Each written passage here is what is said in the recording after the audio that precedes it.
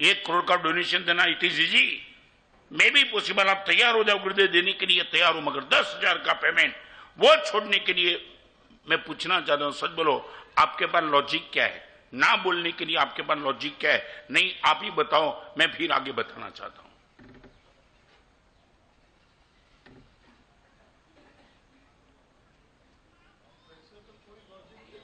नहीं, हाँ क्या?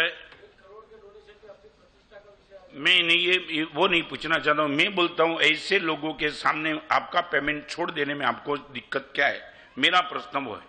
करोड़ का डोनेशन दो छोड़ो, ये व्यक्ति के पास पेमेंट नहीं लेना है, वो आप तय कर लो, तो उसमें दिक्कत क्या है? सच बोलो, क्यों मांगे? अगर आखिर आप करेंगे भी तो क्या करेंगे? क्या करेंगे?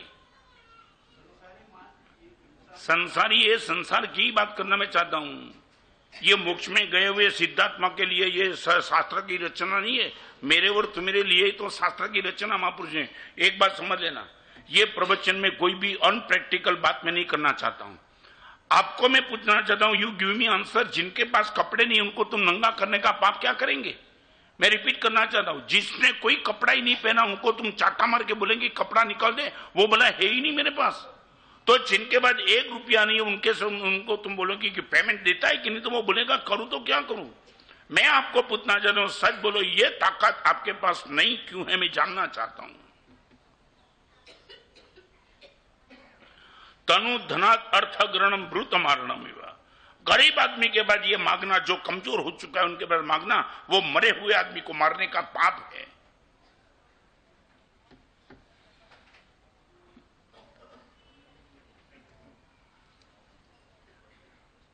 जानना चाहता हूं।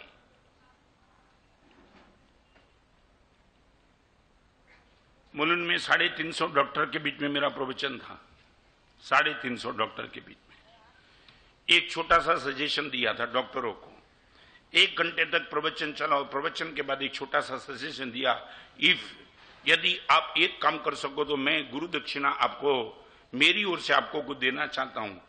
एक सीनियर डॉक्टर था, उसने मुझे, मानस साहब 1 घंटे तक आपको सुना, आप हमसे क्या उम्मीद करते हो? और मैंने सिर्फ इतना ही कहा, अंडर 35 ईयर्स कोई भी मरीज आपके पास आया और वो बच नहीं पाया, या तो आप इनको बचा नहीं पाए, उनकी फी छोड़ देना।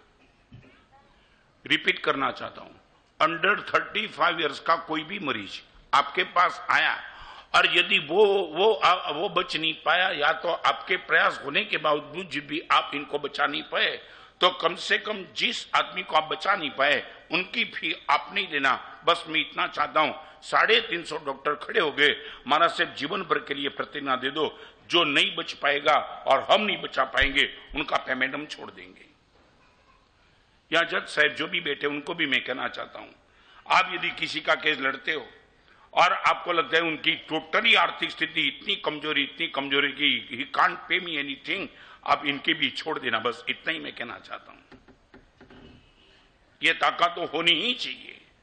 अमीर आदमी के पास, वेल एजुकेटेड वेल एस्टेब्लिश आदमी के पास ये ताकत नहीं, तो हम किससे मांगेंगे? पहले तो मैं आपको पूछना चाहता हूं, सच बोलो, इनके लिए तुम्हारी मानसिकता क्यों नहीं है? मुझे जवाब चाहिए।